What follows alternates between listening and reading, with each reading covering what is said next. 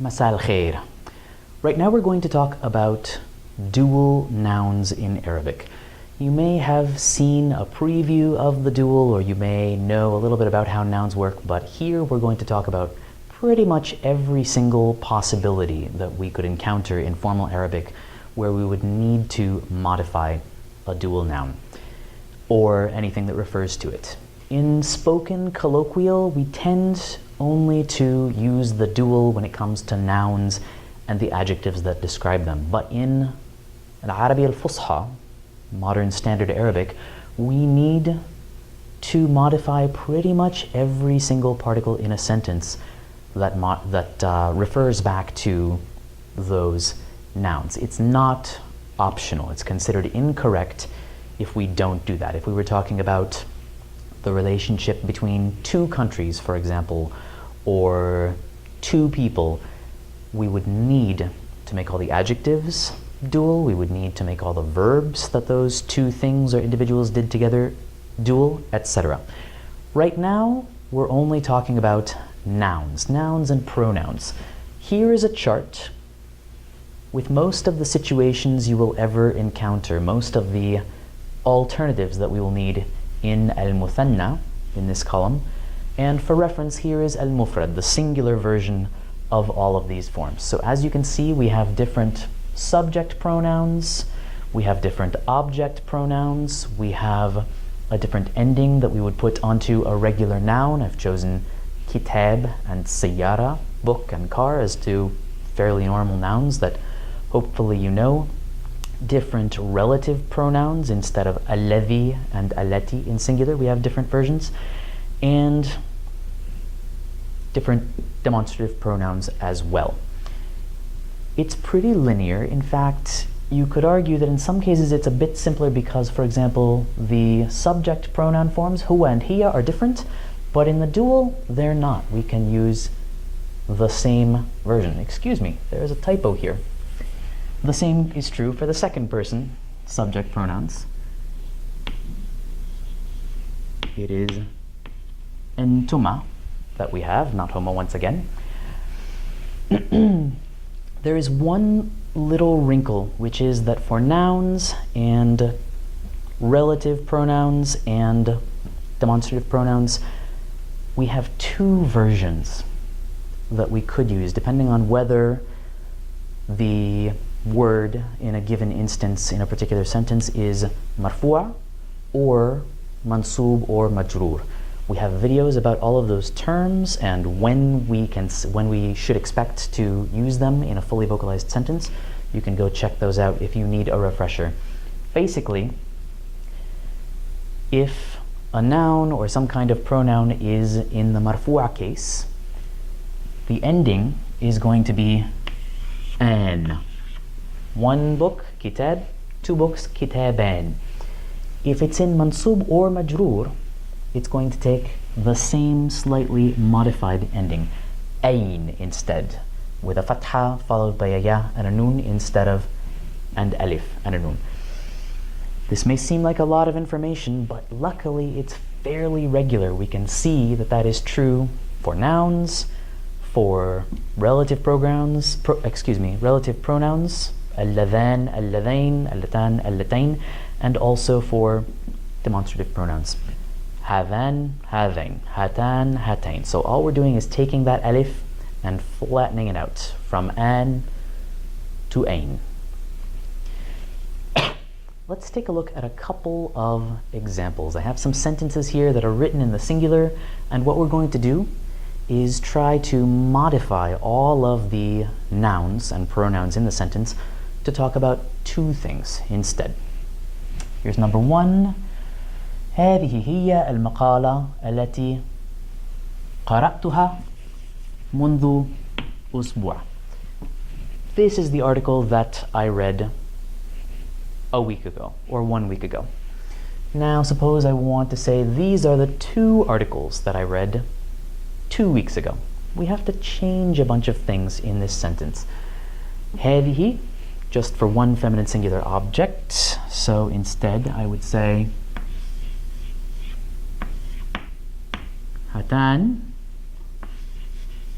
هما. These here are the two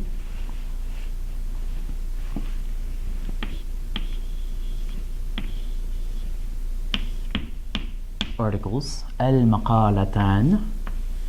Notice that so far we only have مرفوع endings. We haven't had any prepositions, we haven't had any verbs that they're the object of, so we can stick with مرفوع. التي is going to switch to اللتان.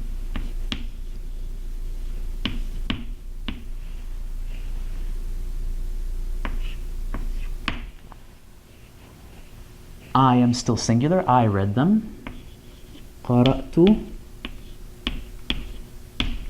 But I read two of them, not one, so I need that object pronoun for two. قرأتهما.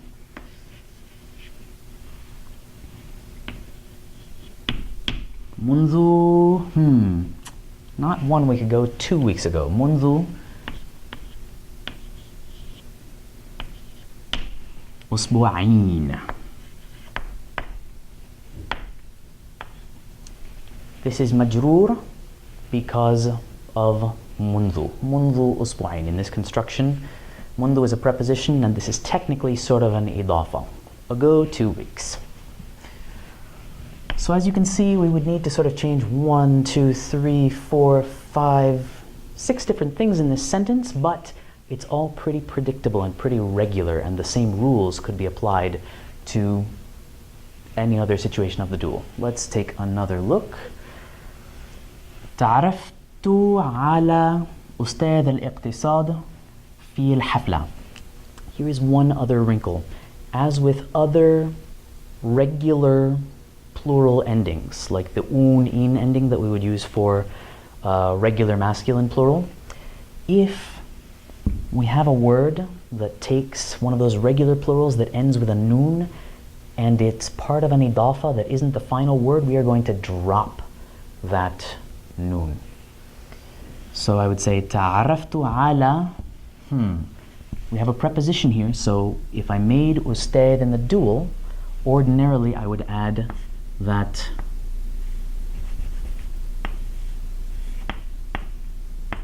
ain ending, majroor, because of the preposition, but here I'm finishing the idafa with al-iqtisad. Two professors of economics.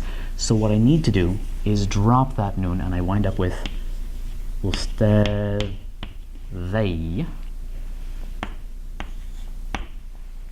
Al-iqtisad. The rest of our sentence remains the same. Here's a nice long one. Do you know the new student that wants to study with us? هل تعرف الطالب الجديد الذي يريد أن يدرس معنا? Let's put the case endings on these verbs because it's also going to be important. We have a separate video about verbs in the dual, but this can be kind of an introduction. Okay. هل تعرف الطالب الجديد? Well, تعرف is a verb, and الطالب الجديد is mansoob because it's the object of that verb. المفعول به. So we're going to say instead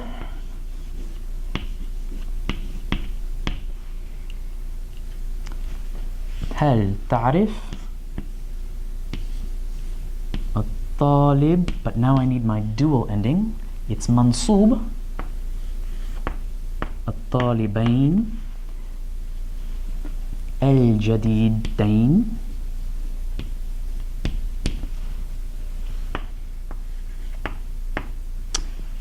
Now I have this pronoun here, الذي, that, the two students who, or that, the relative pronoun.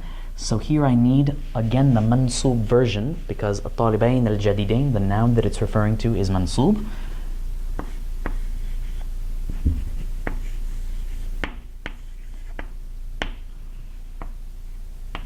اللذين, and here I'm going to conjugate the verbs differently as well. I'm running out of space here.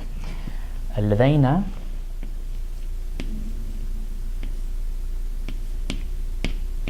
يريدان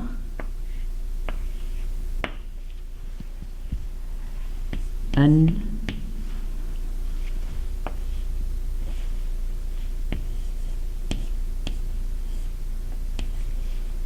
يدرس معنا.